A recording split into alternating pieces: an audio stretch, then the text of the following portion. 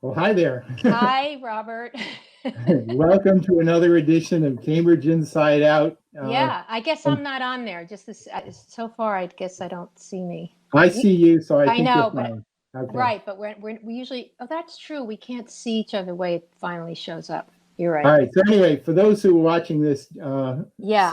silliness, this is May 26th, right? 2020. Yes, it's May 20, almost the end of May. Yeah. This is our fourth of our little quartet of quarantine Yes. shows, Yes. and much has happened. I think since 2 weeks ago when we were last around. Yeah. So anyway, I think so. Again, I'm Robert Winters. For those who don't Oh, know, right. Yeah. and I know. I'm Judy Nathans. right, and Yeah. I guess maybe we should sort of just start out with some sort of silliness on the civic, not so much silliness, really. Nothing silly, City, Robert. today Well, was the first of the City Council's Finance Committee's oh, I budget hearings. know. Did you watch? Uh, I watched some of it, but ooh. I watched a fair amount of it, and via the computer, of course. Right. I am always tempted to try do the Zoom thing and chime in, but I just haven't brought myself to that No, point. there was no public comment. There is at the beginning, at the end, Oh, traditionally. I didn't get up Yeah, at 9 a.m. to see that. No. right. So some of the major departments, Yeah. and I would argue certainly some of the more Yeah. controversial for good or bad reasons Right. departments were up today. Yeah. One of which I think perhaps most significantly, at least from my point of view, and I think this was borne out in the question and answers, was the information technology budget. Yes. That was the one they did not vote unanimously to go forward or It something. not only did not they not Yeah. vote unanimously, they voted 3 to approve it and 6 not, which Right. means it's held.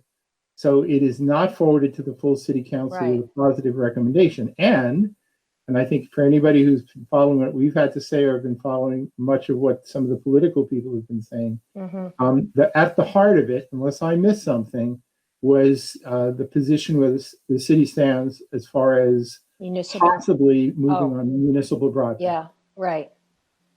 And I think there are one of two things that you could demand. You could demand city, go ahead, move on, create municipal broadband, because we Well, think no, just do the feasibility study for well less that than $1 right. million. I do not think it should cost $1 million.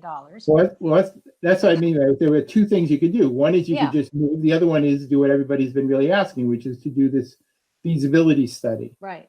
And which to me, it certainly sounds like a reasonable thing to do. But as Louis DePasquale put it, he says he somehow characterized that as being having a price tag of in the order of $1 million. I know. I'm sorry. And No. I don't accept that. But Okay. but he also characterized it as $1 million study to see whether to move on $1 billion program. Okay. Now, Well, all right. Now there's a lot packed. Can I just say something for a couple oh minutes? Because yeah, I'm an unpaid citizen that does a lot of deep diving into municipal broadband, especially lately. And I am going to do a community. Anyway, the bigger issue for me is, you could get one person to do this research in all these different cities they keep touting. Okay. And like San Francisco now is going to be the biggest city comparable to maybe do a public private partnership. And guess what? They have a local internet provider already there, like this little train that already was awarded some contract apparently. So my main takeaways are number one, they have to look at do you own your own municipal power, electrical light? A lot of these cities own the utility. Number right. two, which like San Francisco does not. LA, yes, they own, Chinatown, power, water, whatever. The other one is as a cable TV subscriber, like cable TV. And guess what? I looked at Concord, which also does own the utility. And I think the cheapest internet was $40, $50 a month. And then you had to go out and deal with Xfinity or somebody else to get your cable.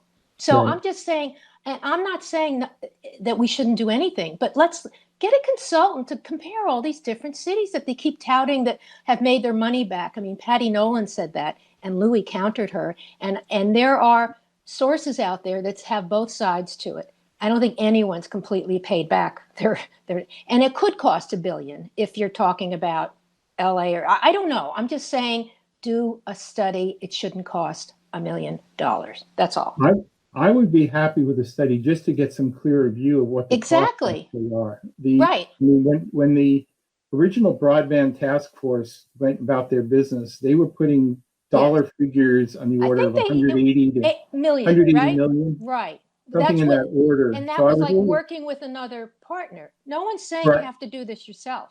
Well, I think that from now I'm going to put on my Louis Di Pasquale hat here as a fiscal guy. Yeah. To me, I've always felt from the beginning with all the discussion, because I would love to have municipal broadband. Right. But the thing is that it's sort of like, why did the city spin off the Cambridge Hospital as the Cambridge Health Alliance? It was because it's very, very significant concerns about the financial exposure and the risk, financial risk of having doing a major investment in something that could change overnight. Okay, so is that a public-private partnership then?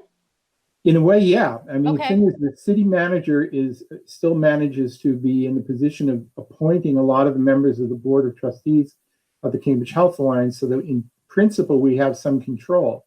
Okay. But in terms of the management of the hospital, no, we don't have control. It's still in the hands of the Health Alliance. Yeah, I think big cities go for, I mean, the thing in California, that this whole thing, it's called P-3, which I think is public-private partnerships. And they're all over the place in different kinds of industries. And I think the bigger the city, the more you need that with something like municipal broadband, where it's not rural and it's not where you own the utility. So I'm just saying, I think, Mayor Siddiqui, to her credit, at the end of that discussion, or at least, because it came up again, if you were listening to was it the OEM or I don't know. It came up in the afternoon under something else. She said, we have to look at all the different, she was basically saying what you're saying, what I'm saying. Yeah. We need to look at the facts. Yeah. I mean, the thing is, we are kind of in a very weird period now where city councilors have all appointed themselves as expert witnesses on all things. And they're not, because they haven't done it. Because they know a lot about a lot of stuff, but I'm sorry, none of them have done a deep dive on this. Sorry, they have not.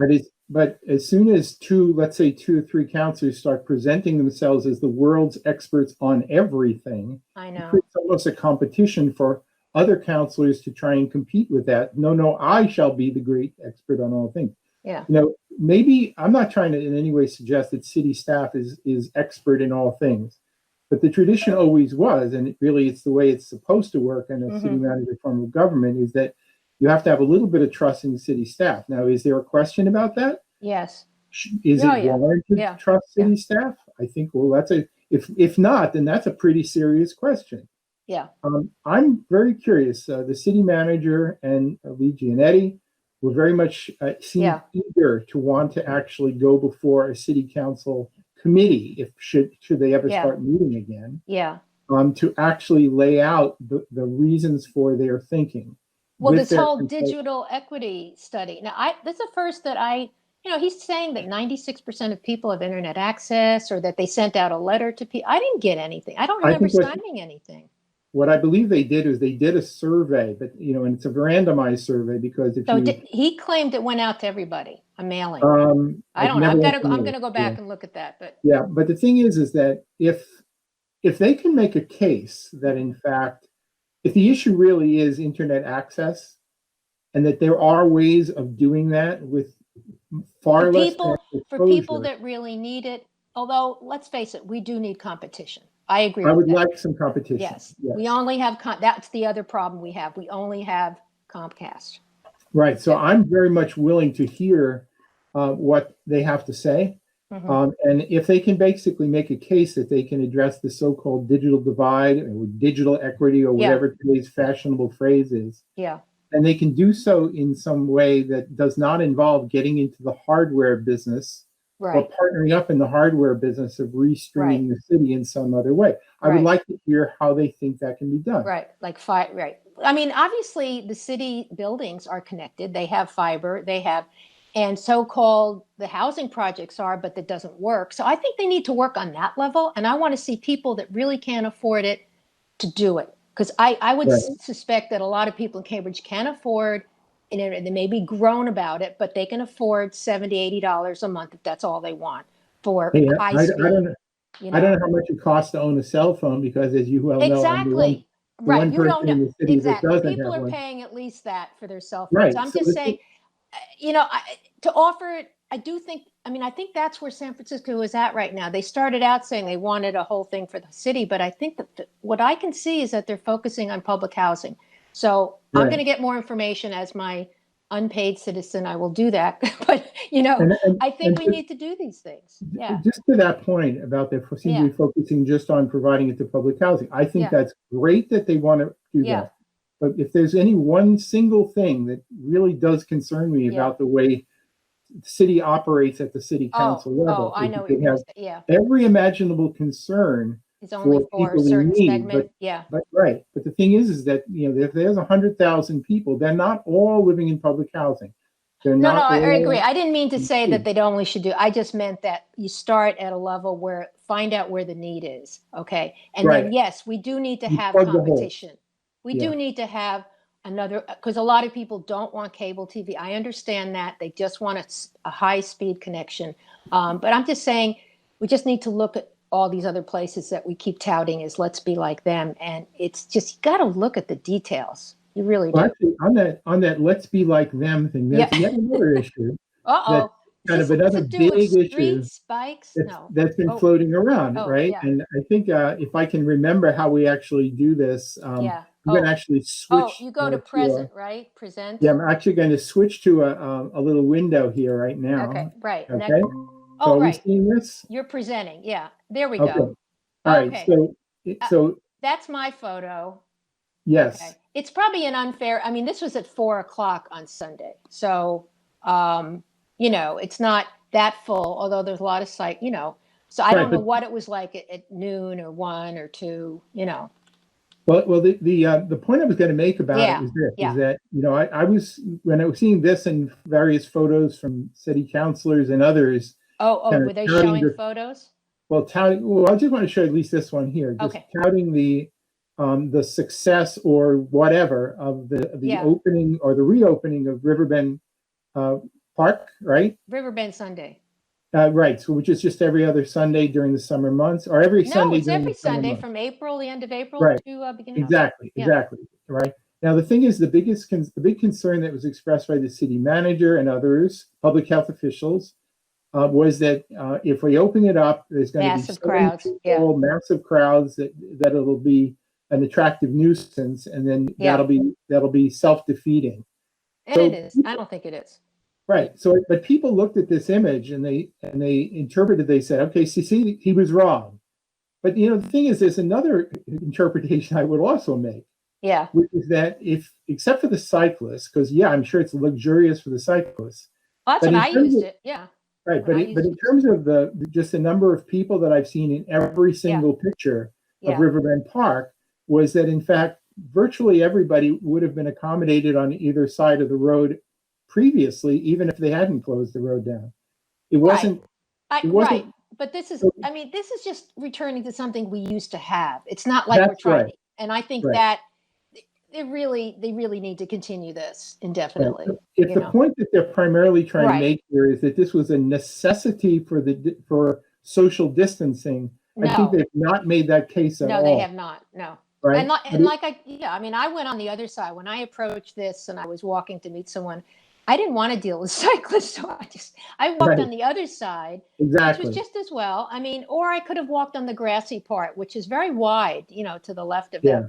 So I'm just saying, it made no difference to me. I saw more people than I've seen in my miles of walks that I've had. So, right.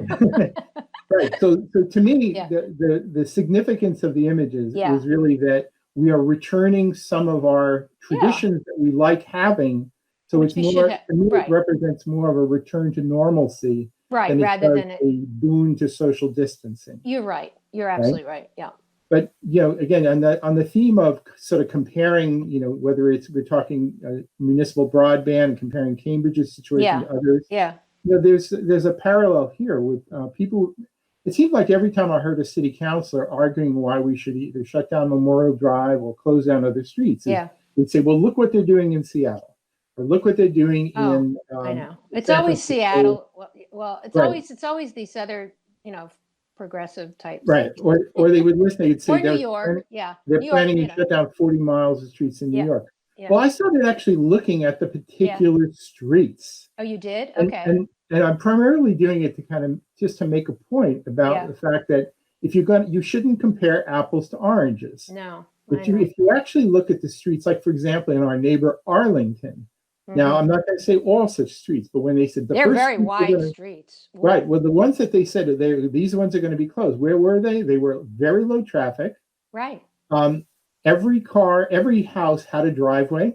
Yeah, it's a very single family kind of And they environment. basically connected a road that was basically road that dead ended onto a park-like street. Yep. In other words, the net effect of closure of those roads was virtually nil. Right. Right. I was looking today in my old hometown of Queens, New York, at some of the roads that are closed there. Almost all of them are roads that are. Let me should not say almost. How did you see it on a map, or how did you find that? I get an update from Queens newsletter. Oh, good for you. Okay. It's my little bit of hometown nostalgia. Hometown nostalgia. And in fact, where are the roads that they're primarily shutting down? They're adjacent to parks, and there tend to be low volume streets and whatever. Now the thing is so how much of that is comparable to Cambridge? Where would you? Okay.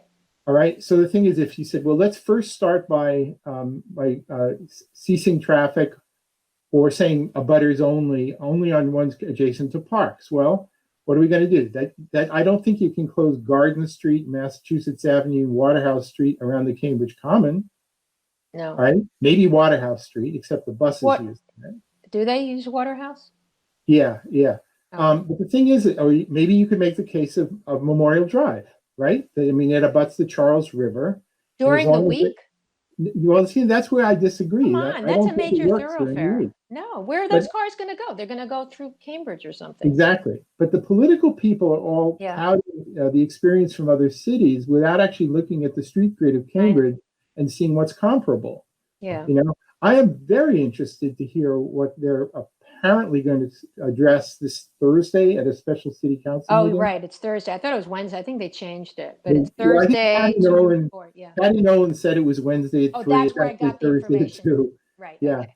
But the thing is that Cambridge, just the nature of the road grid, the width of streets, where the streets are located, what they connect to, the relative scarcity of roads that actually connect across town, right? I mean, anybody who's ever gone west to east or north to south in Cambridge goes, well, if you're going to do that in the eastern part of the city, you'll probably want to go this road or whatever, right? Yeah.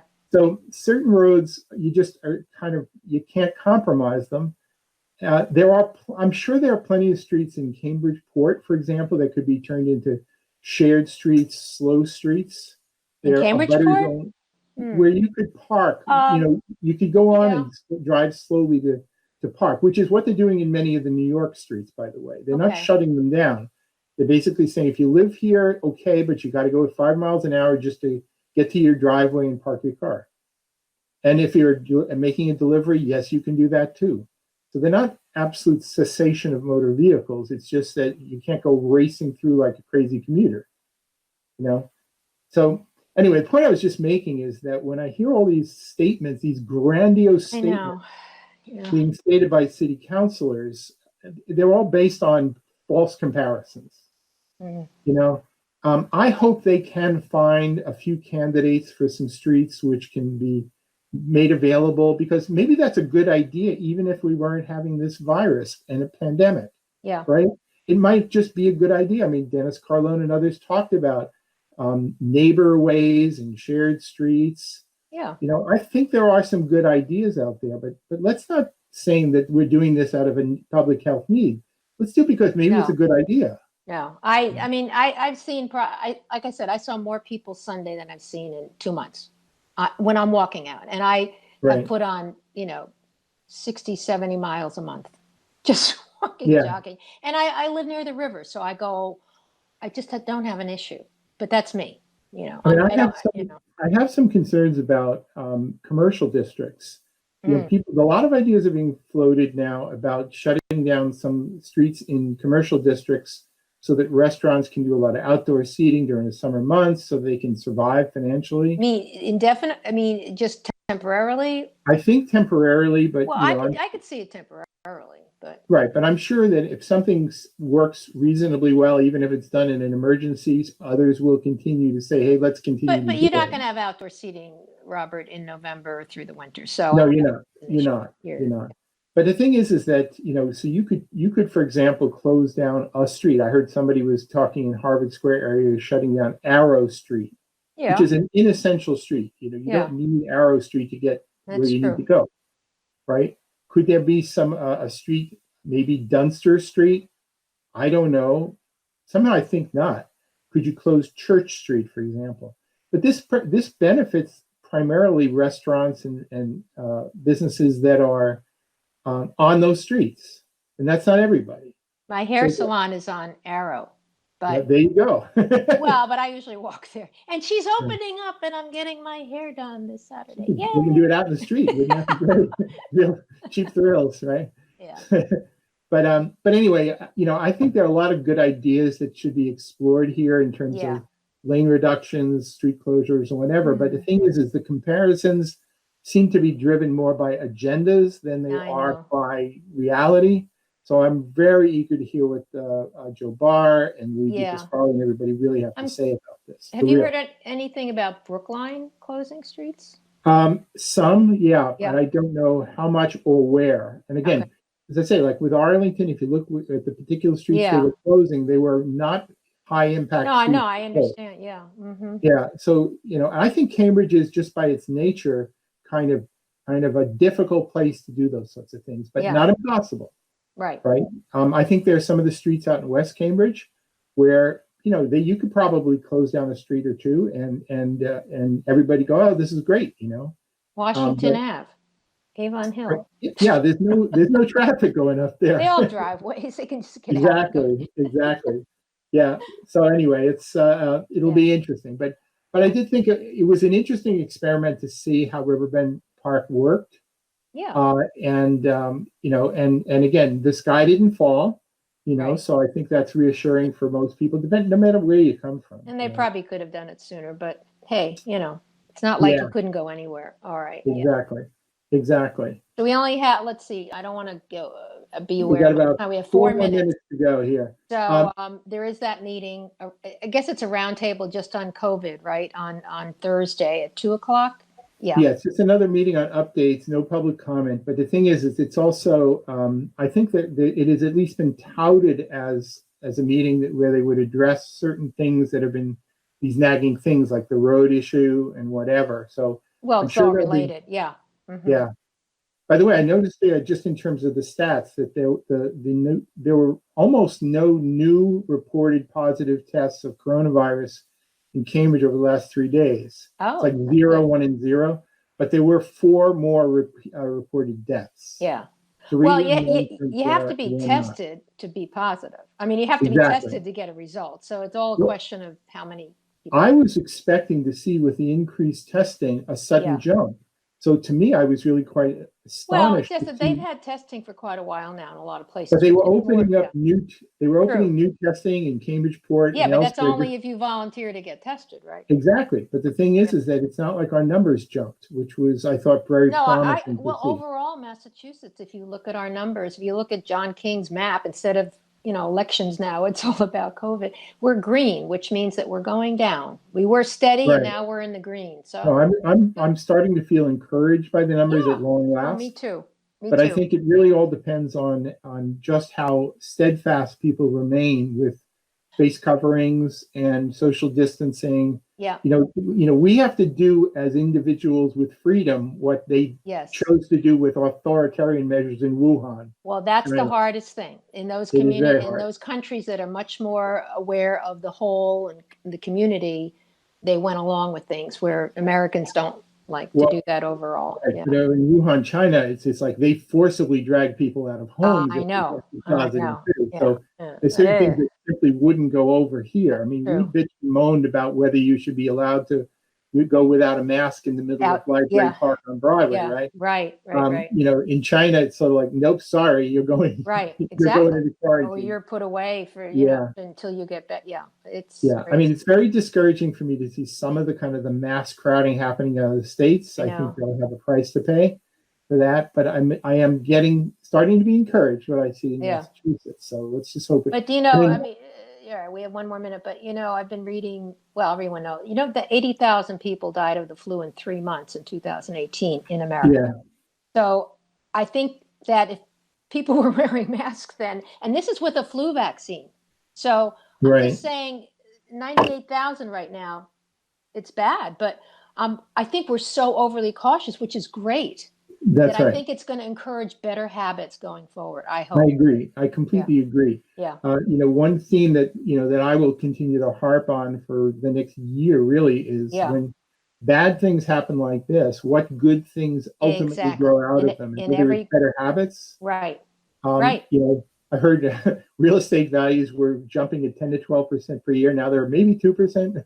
Well, I think it'll be a renter's paradise. I think it could be. And I think some of the issues about how to address the affordability of housing, maybe people will have to take a step back and think of other more traditional ways to think about that. Interesting. But I don't want to be overly hopeful about that. But but I think there'll be a lot of changes. Yeah. It's going to be a long haul though. It's going to be absolutely. Long. And we're hoping maybe to do something more frequently. We're going to figure it out technically, right? Yeah, we may produce our own shows. We'll see. But anyway, we're just about out. All right, we got to hang out. So. All right, we'll see y'all soon again. All right, Cambridge bye-bye. Inside Out. See ya.